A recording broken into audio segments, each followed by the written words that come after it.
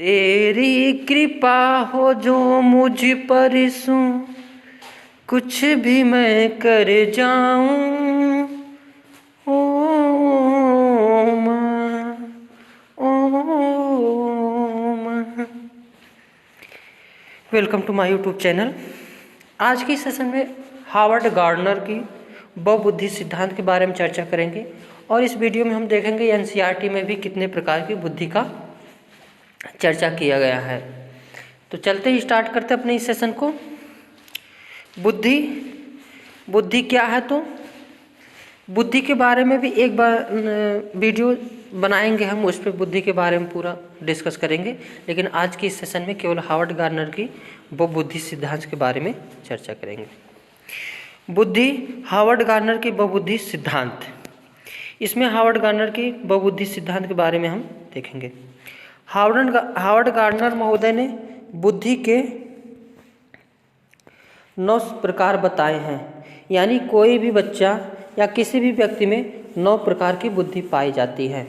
जबकि बहुत से मनोवैज्ञानिकों ने एक कारक सिद्धांत, द्विकारक सिद्धांत, त्रिकारक सिद्धांत, बहुबुद्धि सिद्धांत, बहुकारक सिद्धांत, मल्टीपल थ्योरी, बहुत से सिद्धांत बहुत से मनोवैज्ञानिकों ने दिया। लेकिन सबसे बेस्ट जो सिद्धांत है और जो एनसीईआरटी मानती है और सीटर एग्ज़ाम में बराबर हर एग्ज़ाम में देखने को मिल जाते हैं, वह है हावर्ड गार्डनर का बहुबुद्धि सिद्धांत।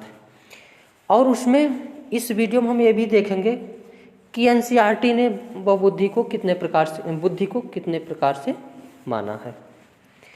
लेकिन एनसीईआरटी के अनुसार 8 प्रकार की बुद्धि मानी जाती है।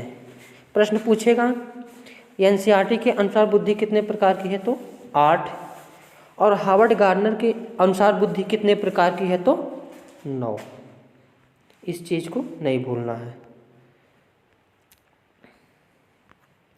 हावर्ड गार्डनर के अनुसार बुद्धि कई प्रकार से होती है।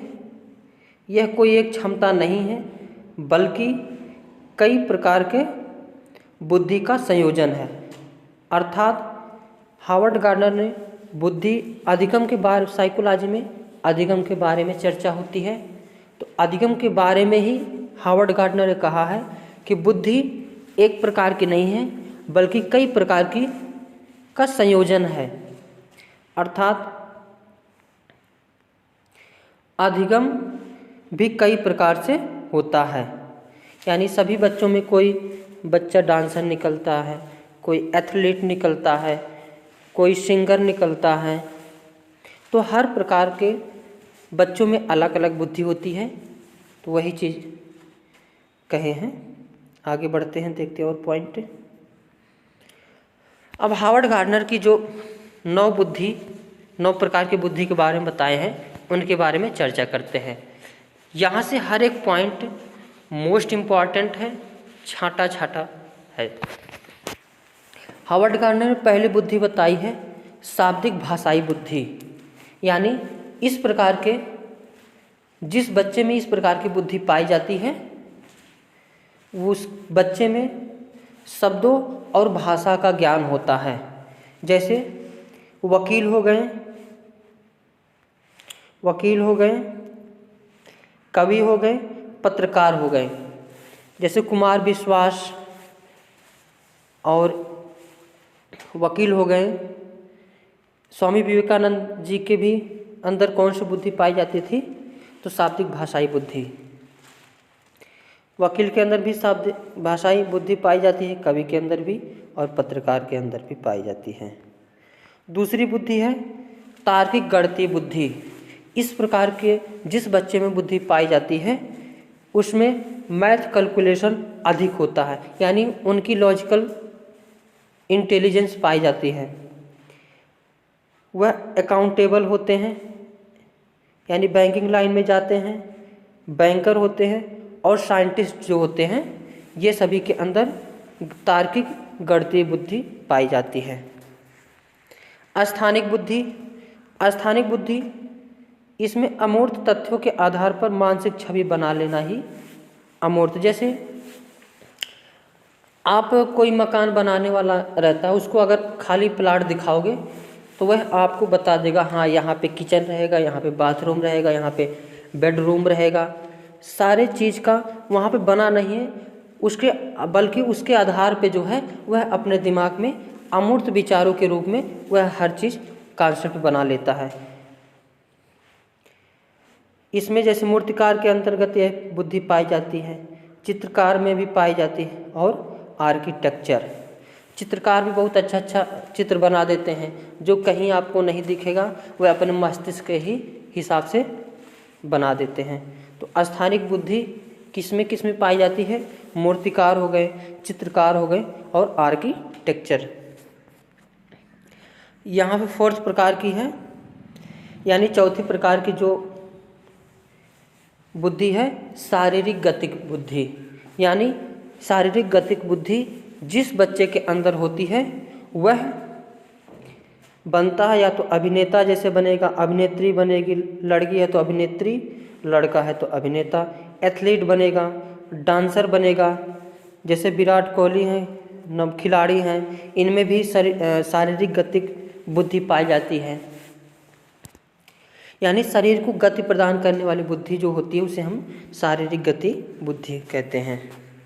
संगीतात्मक बुद्धि, पांचवी प्रकार की बुद्धि कौन सी है? तो संगीतात्मक बुद्धि।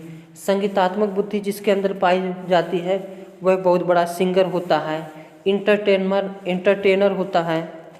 जैसे सिंगर में यहाँ पे देख सकते हैं लता मंगेशकर जी, ये इनके अंदर कौन सी बुद्धि पाई जाती थी? तो संगीतात्मक बुद्धि पाई जाती थी। छठे नंबर की अंतःवैयक्तिक बुद्धि। अंतःवैयक्तिक और अंतःवैयक्तिक ये दोनों क्वेश्चन फेवरेट क्वेश्चन सीटेट के हैं। ये वर्ड जरूर देखने को मिल जाते हैं हर एग्जामिनेशन में। तो अंतःवैयक्तिक बुद्धि क्या है? इसके द्वारा दूसरे व्यक्ति के साथ कैसे इंटरेक्ट यानी व्यवहार किया जाए इसके बारे में पता चलता है। यानी जिस बच्चों में अंतर्वैयक्तिक बुद्धि पाई जाती है वह दूसरों के साथ कैसे इंटरेक्ट किया जाए उसके बारे में होता है। यह किसमें पाई जाती है? तो नेता हो गए, सामाजिक कार्यकर्ता हो गए। नेता को देखते हो प्रचार आता है तो कहता है मैं नेता नहीं आपका बेटा हूँ, लेकिन प्रचार निकलने के बाद क्या बन जाता है? शहंशाह बन जाता है। तो वह इसमें कौन सी बुद्धि पाई जाती है? तो अंतर्वैयक्तिक। जैसे मदर टेरेसा एक सामाजिक कार्यकर्ता थी, इनके अंदर कौन सी बुद्धि पाई जाती थी? तो अंतःवैयक्तिक बुद्धि पाई जाती थी। सातवें नंबर की है अंतःवैयक्तिक बुद्धि। अंतःवैयक्तिक बुद्धि, उसमें अंतर्वैयक्तिक बुद्धि थी, यहाँ पे अंतःवैयक्तिक बुद्धि। इसके द्वारा खुद के साथ कैसे इंटरेक्ट किया जाए यह पता चलता है। यानी इस प्रकार की बुद्धि जिस बच्चे में पाई जाती है वह बच्चा या तो आध्यात्मिक गुरु बनेगा, आध्यात्मिक साधु संत महात्मा ये जो होते हैं, यह इनमें पाई जाने वाली बुद्धि कौन सी होती है? अंतःवैयक्तिक। यानी किसी चीज़ के बारे में उसकी जड़ को खोजते हैं, मूर्त रूप को देखते हैं। आठवें नंबर की थी। आठवें नंबर की बुद्धि है प्रकृतवादी बुद्धि। इस प्रकार की बुद्धि जिसके अंदर पाई जाती है वह प्रकृति के नज़दीक होता है। जैसे कवि में रामधारी सिंह दिनकर थे, सूर्यकांत त्रिपाठी निराला थे, यह प्रकृति के करीबी थे। यानी इनमें प्रकृतवादी भी बुद्धि पाई जाती थी। और किसान जैसे हो गए, किसान के अंदर कौन सी बुद्धि पाई जाती है? तो प्रकृतवादी बुद्धि पाई जाती है।